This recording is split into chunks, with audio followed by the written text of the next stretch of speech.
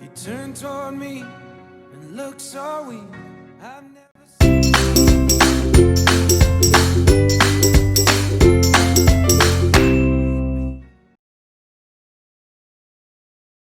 We just traded for a suit coat. Assalamualaikum warahmatullahi wabarakatuh. Jumpa lagi dengan Mas Bon di acara Sare. Nah, Sare episode 7 ini spesial karena kita akan bahas sekitar poligami. Nah, bersama saya sudah hadir Bapak Gunawan SAI selaku Hakim Pengadilan Agama Kota Banjar.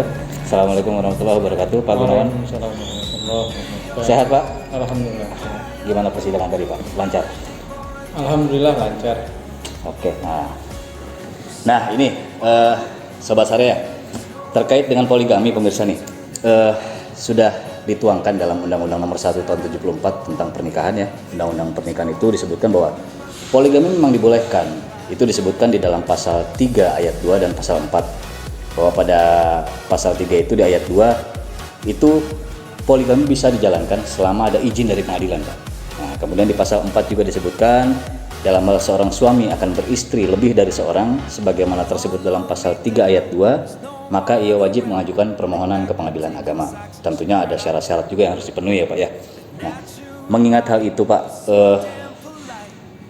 mungkin nggak Pak ketika seorang suami berpoligami sementara tidak ada satu syarat pun yang di cover oleh undang-undang perkawinan tadi, tapi dia bisa menikah gitu Pak, bisa poligami gitu Pak. Kira-kira memungkinkan nggak hal itu?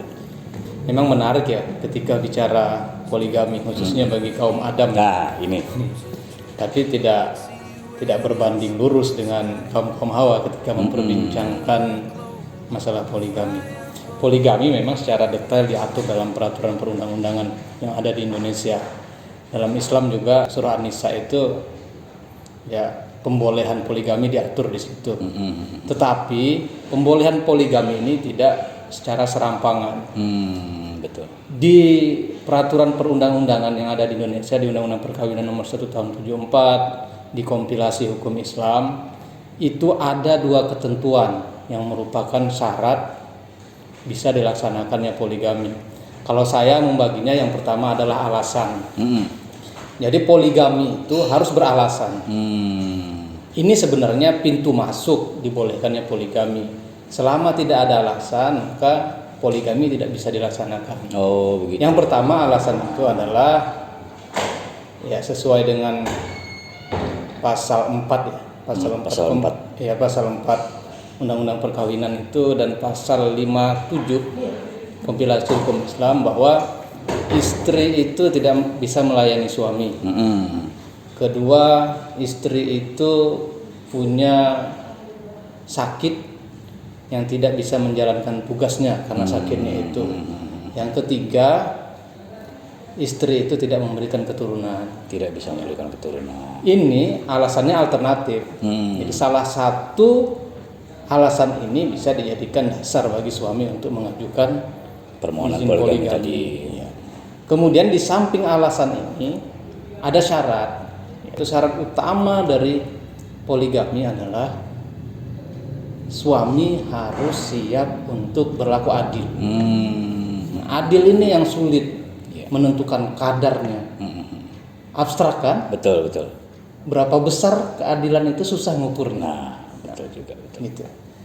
Di samping syarat utama itu ada syarat-syarat yang lain. Izin dari istri yang secara tertulis dan secara lisan langsung disampaikan di depan persidangan. Jadi artinya si istri pertama itu nanti akan dihadirkan di dalam persidangan gitu ya. Di samping pernyataan itu dalam bentuk tulisan, dalam persidangan majelis hakim juga nanti akan mengkonfirmasi kebenaran pernyataannya itu mengizinkan atau tertulis. tidak itu tadi gitu ya Pak. Oke.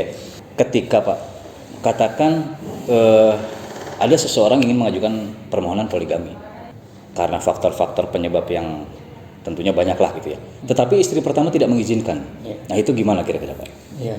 Di pasal 57 memang kan mensyaratkan bahwa istri harus memberikan izin sih, baru bisa poligaminya itu diberikan izin oleh pengadilan. Tidak mutlak sebenarnya. Jika sudah beralasan yang 3 disampaikan di awal tadi, dan istri tetap tidak memberikan izin, tentunya dalam kondisi tertentu. Di pasal 59-nya kompilasi hukum Islam memberikan peluang. Memberikan peluang bagi hakim untuk menimbang apakah meskipun tanpa izin dari istri, alasannya itu sudah mencapai tingkat darurat tidak, sehingga majelis hakim bisa memberikan izin untuk berpoligami. Jadi syarat itu sebenarnya tidak mutlak. Tidak mutlak. Oke, artinya walaupun tanpa ada izin istri pertama, ketika memang majelis hakim menimbang dan segala macamnya dianggap mungkin saja ya Pak ya terjadi poligami itu gitu. Oke. Nah, jadi buat pemirsa ya, kalau misalkan ada faktor-faktor penyebab yang kira-kira memang sudah sangat krusial atau apa, walaupun istri tidak mengizinkan pun bisa ya Pak ya. Oke. Nah, selanjutnya nih Pak, ketika katakan izin poligami dikabulkan Pak. Kemudian setelah poligami berjalan, awalnya memang mereka bahagia dengan si suami dengan kedua pasangannya ini Pak. Tiba-tiba di tengah jalan, seperti tadi dikatakan bahwa kadar keadilan itu kan sulit untuk diukurnya. Si istri yang pertama bilang, oh suami saya begini. Kemudian si yang kedua bilang begini. Ketika mereka ketemu dalam satu waktu kok dirasa tidak adil ya gitu kan. Nah, kalau misalkan di tengah jalan hubungan mereka itu harus katakan terjadi masalah Pak. Nah itu gimana Pak? Apakah mereka bisa, salah satu istrinya bisa mengajukan gugatan perceraian atau gimana? Iya, memang konsekuensi dari poligami itu, karena keadilan itu sifatnya relatif, tidak ada timbangan yang pasti tentang keadilan. Allah hanya mensyaratkan keadilan bagi laki-laki yang ingin berpoligami. Maka potensi untuk perasaan yang tidak adil oleh salah satu istri atau bahkan keduanya itu besar. Dan jika itu terjadi, maka otomatis akan muncul permasalahan dalam rumah tangga. Permasalahan, mulai muncul intrik-intrik dalam rumah tangga, perselisihan, pertengkaran akan terjadi. Dan dalam kondisi seperti itu, bisa saja sang istri yang merasa tidak diberikan keadilan atau malah merasa ada diskriminasi dari suami, ya, mengajukan gugatan perceraian itu mungkin saja. Dan tidak bisa juga disalahkan majelis hakim yang memberikan izin untuk poligami, karena itu tadi saya katakan sangat sulit sekali untuk mengukur kadar keadilan itu tadi. Bisa saja ketika di dalam proses persidangan itu si suami menunjukkan itikat bahwa dia adil gitu Pak ya, tapi kenyataannya setelah dikabulkan dan sudah terjadi pernikahan mereka itu di tengah jalan seperti itu tadi. Gitu. Oke. Nah, jadi memungkinkan ya Pak, misalkan dia sudah poligami, terus terjadi permasalahan, salah satu mengajukan gugatan cerai gitu, masih bisa terjadi seperti itu? Sangat memungkinkan, sangat memungkinkan. Sebab memang ya, walaupun poligami ini norma agamanya ada, dan Allah paling tahu kan kadar manusia. Betul. Karena Allah yang menciptakan manusia, tetapi tidak semua wanita yang rela untuk bahkan betul. Siap, bahkan dalam perjalanan merasa nyaman dengan status di poligami gitu. Jadi sangat memungkinkan sekali. Dan fakta-fakta seperti itu beberapa kali pernah saya temui di pengadilan sebelumnya, di mana tempat saya tugas. Oke. Nah, jadi pemirsa ya, sebelum kita, terutama kaum Adam, sebelum kita mengambil langkah untuk berpoligami, cobalah kita berpikir ulang. Mampukah kita? Kemudian bisakah kita bersikap adil? Karena itu tadi seperti disampaikan oleh Pak Gunawan, kadar keadilan tidak bisa diukur, relatif, abstrak. Jadi kalau memang kita belum mampu ya Pak, ya lebih baik sih sebenarnya satu aja gitu kan.